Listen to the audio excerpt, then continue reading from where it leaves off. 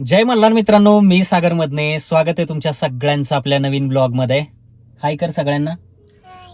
तर आम्ही चाललोय जेजुरीला. मागच्याच आठवड्यामध्ये मी जेजुरीला गेलो होतो, पण आता विथ फॅमिली जातोय. म्हणजे माझी बायको आणि मुलगी. तुझं नाव काय? सई. संपूर्ण नाव सांग. संपूर्ण नाव.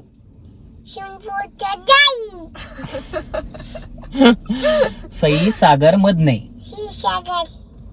आणि मधने संपूर्ण नाव सांग. बोंबाला येड लावशील तू. बरं असू द्या, आपण जाऊयात जेजुरीला खंडोबाच्या दर्शनासाठी. बरेच दिवस झालं साक्षी जेजुरी गडावरती आलेली नाहीये आणि सई तर कधीच आलेली नाहीये. कारण आम्ही सईच्या जन्माआधी आलो होतो, म्हणजे आमचं लग्न झाल्यानंतर एक वर्षभरानंतर एकदा आलो होतो आपण, है ना. आणि त्याच्यानंतर मग आता आम्ही फॅमिली सोबत जातोय. तर चला, दुपारी 1 वाजण्याच्या सुमारास आपण पोहोचूया जेजुरीमध्ये. कारण जेजुरी आमच्या गावापासून जवळच आहे, साधारणतः 10-12 किलोमीटर अंतरावरती. चला जाऊया. जायचं देव बापाला. चला.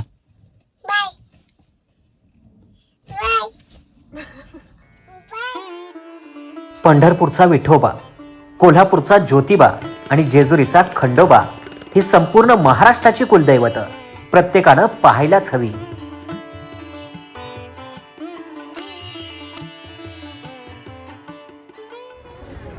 तर गडाच्या पायथ्याशी पोहोचलोय आपण आणि इथंच गाडी वगैरे पार्किंगला लावली आणि भंडारा घेतलाय. आणि आता आम्ही या मुख्य मार्गाने गडावरती निघालोय. अयो, पुढे चाललोय आपण. जायचं ना देवबाप्पाला.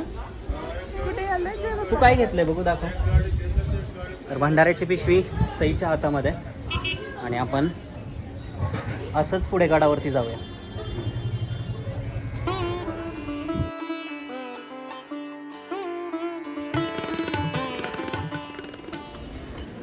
जेजुरी आम्हाला जवळ आहे, त्यामुळे नेहमी नाही येणं होत. खरं म्हणजे जेजुरीत नेहमी आलो तरी गडावरती फार कमी वेळा येतो. मागच्या आठवड्यात मी आलो होतो. आज सगळ्यांना सोबत घेऊन चाललोय आपण.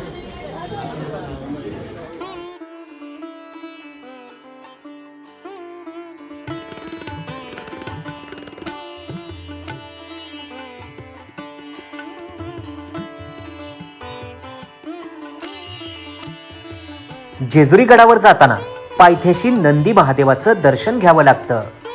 त्यानंतर समोरच जेजुरी गडाचे मुख्य महाद्वार आपल्या नजरेस पडते.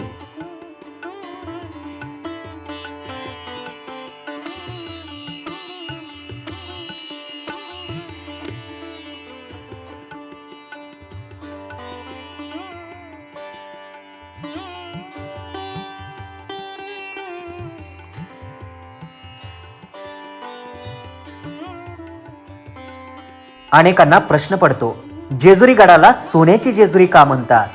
याचं कारण म्हणजे दररोज भंडाऱ्याच्या पिवळ्या धमक रंगात संपूर्ण जेजुरीगड न्हावून निघालेला असतो. संपूर्ण जेजुरीगड सोन्याहून पिवळा दिसतो, म्हणूनच जेजुरी गडाला सोन्याची जेजुरी म्हणतात. अनेक आख्यायिका आणि लोकगीतातून जेजुरी गडाला 9 लाख पायरी असल्याचं बोललं जातं.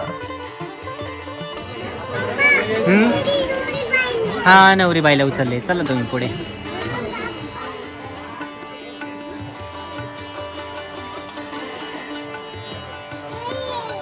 डमरू आहे, डमरू. चला.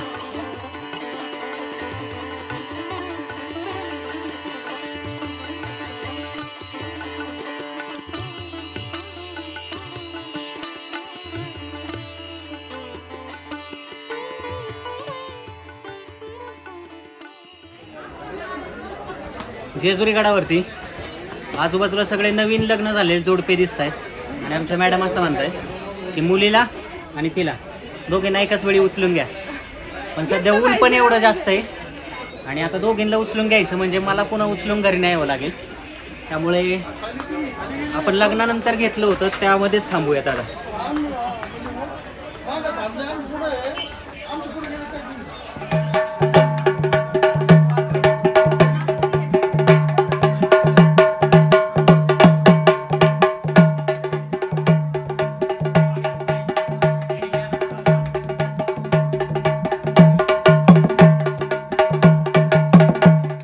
आपल्या भारतभूमीच्या स्वातंत्र्यासाठी प्राणांची आहुती देणारे क्रांतीवीर राजे उमाजी नाईक यांचे स्मारक देखील जेजुरी गडावर पाहायला मिळते।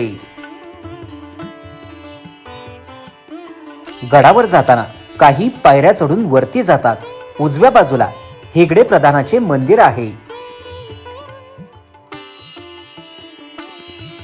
या जेजुरी गडाच्या बांधणीत ज्यांचे सर्वात मोठे योगदान आहे अशा पुण्यश्लोक अहिल्यादेवी होळकर यांचे भव्य स्मारक देखील गडावर पाहायला मिळते।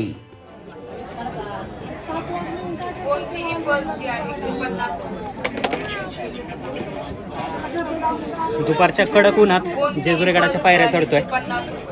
आणखी फक्त 5-10 मिनिटं मग आपण मंदिराच्या जवळ पोहोचू।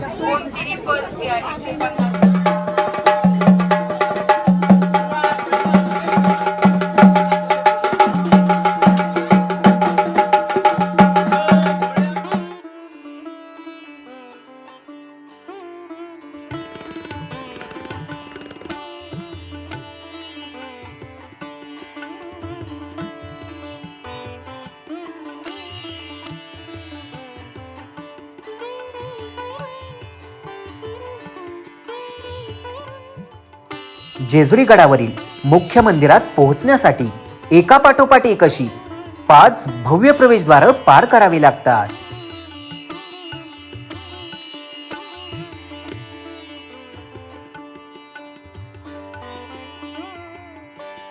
मल्हारी मार्तंडाच्या सोन्याच्या जेजुरी गडाचे हे मुख्य महाद्वार। या प्रवेशद्वारातून आत गेल्यावर आपण मुख्य मंदिराच्या प्रांगणात प्रवेश करतो।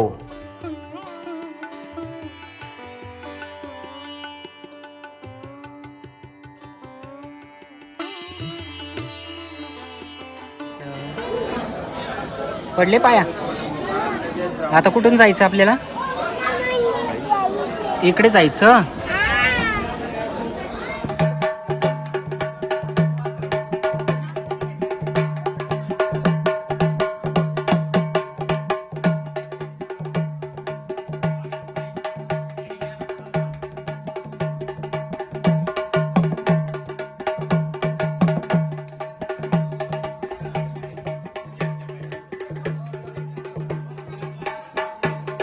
जेजुरी गडाचं आणखी एक वैशिष्ट्य म्हणजे मुख्य मंदिरासमोरच बऱ्याच आकर्षक दीपमाळा पाहायला मिळतात। इसवी सन 17व्या शतकात जेजुरी गडाचे मूळ बांधकाम झाले। मंदिरातील सभा मंडपाचे काम इसवी सन 1637 साली राघव मंबाजी या सरदाराने केले। श्रीमंत सुभेदार मल्हारराव होळकर यांनी 1735 मध्ये जेजुरी गडाच्या पुनर्बांधणीचे काम सुरू केले। मल्हारराव होळकरांच्या मृत्यूनंतर त्यांनी सुरू केलेले जेजुरी गडाच्या बांधणीचे काम तुकोजी होळकरांनी पुढे सुरू ठेवले। इसवी सन 1742 मध्ये होळकरांनी या मंदिराचे दगडी खांब बांधले। जेजुरी गडाच्या सभोवतालची भव्य तटबंदी आणि तलावाचे बांधकाम पुण्यश्लोक अहिल्यादेवी होळकरांच्या काळात झाले।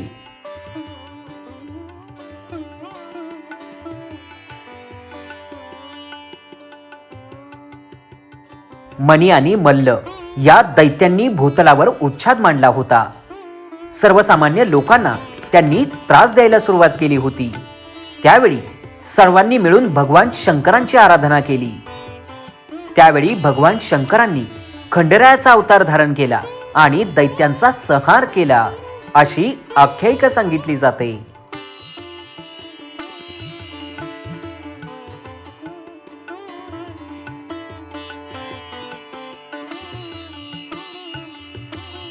भंडारा खोबऱ्याची उधळण करत दरवर्षी लाखो भाविक जेजुरी गडावर दर्शनासाठी येत असतात।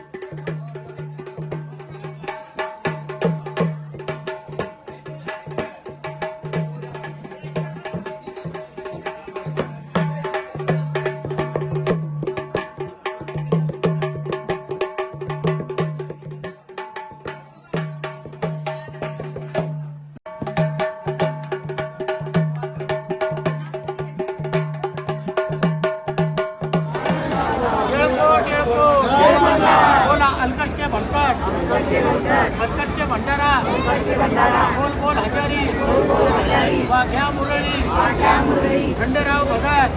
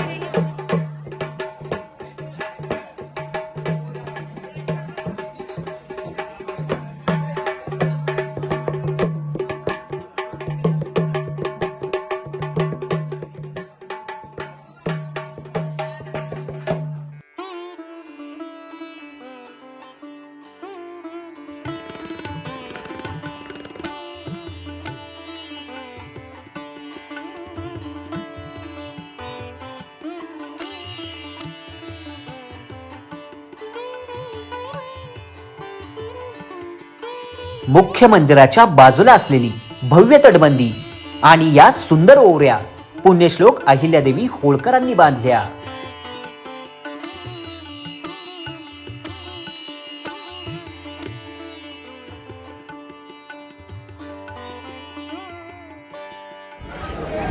काय रे बाळा, काय हवंय तुला? देवबाप्पाच्या पाया पडली तू? कशी पाय? खंडेरायांची पहिली पत्नी म्हाळसा देवी तर दुसरी पत्नी धनगरांची कन्या बानाई. बानाईंचा सहवास मिळवण्यासाठी खंडेरायांनी आपली पत्नी म्हाळसा देवींसोबत सारीपाटाचा डाव मांडला. डाव हरल्यास 12 वर्ष वनवास ही अट होती. खंडेराया हा डाव मुद्दामून हरले आणि एका म्हाताऱ्या धनगराचं रूप घेऊन बानाईच्या पित्याकडं मेंढरं राखण्यासाठी राहू लागले. एक दिवस खंडेरायांनी सारी मेंढरं मारली आणि बानाईच्या वडिलांना सांगितलं, बानाई सोबत माझे लग्न लावून दिल्यास तुमची सगळी मेंढरं पुन्हा जिवंत करतो. आणि बानाईंचं लग्न त्या धनगराशी लावून देण्यात आलं आणि मगच देवानं आपला मूळ अवतार धारण केला. मार्तंड मल्हारी या मूळ अवतारात देव सर्वांसमोर आले.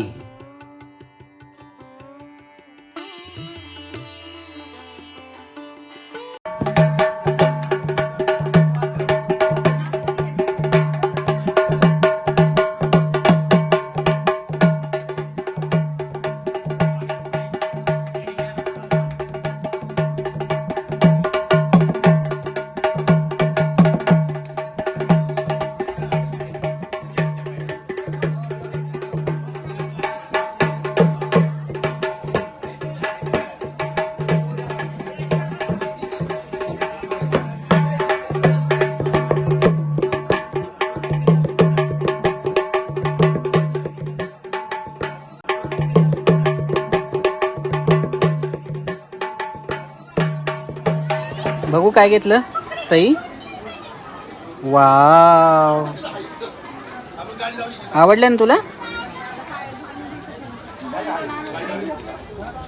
जेजुरी गडावरून आता आम्ही खाली उतरलोय. आमचं दर्शन झालंय आणि लग्नानंतर पोरं सांभाळावे लागतात, त्यामुळे ब्लॉगिंगला जास्त वेळ मिळत नाही. आणि आजूबाजूला जे लोक जात आहेत ते हसतायत माझं थोडंसं डायलॉग ऐकून. तर असू द्या. दुपारचे किती वाजले? 2:30 वाजता आपण माघारी आलोय, म्हणजे फार लवकर आलो तसं. आणि आता जेवण वगैरे करून घरी जाऊयात. तुम्हाला व्हिडिओ कसा वाटला नक्की कमेंट करून सांगा. बाय बाय कर, बाय बाय कर.